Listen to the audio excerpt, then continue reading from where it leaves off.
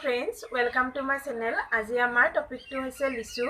যদি আপুনি মোৰ চেনেললৈ প্ৰথমবাৰ আহিছে তেনেহলে প্লিজ সাবস্ক্ৰাইব কৰিব আৰু লাইক কমেন্ট আৰু শেয়াৰ কৰিব।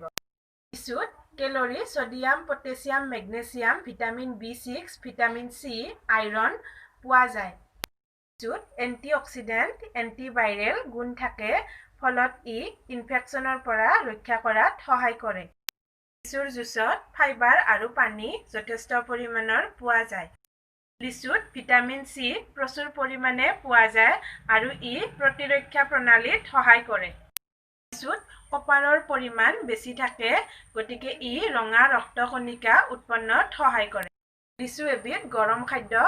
যদি আপোনাৰ ঠাণ্ডা লগা যেন অনুভৱ হয় তেতিয়া লিচু খালে তৎক্ষণাৎ এটা ভাল ৰিজাল্ট পোৱা যায়।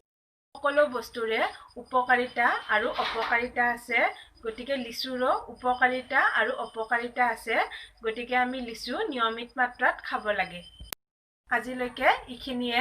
যদি আপোনাৰ ভিডিঅ'টো চাই ভাল লাগিছে তেনেহলে প্লিজ সাবস্ক্ৰাইব কৰিব, লাইক কৰিব আৰু শেয়াৰ কৰিব। ধন্যবাদ।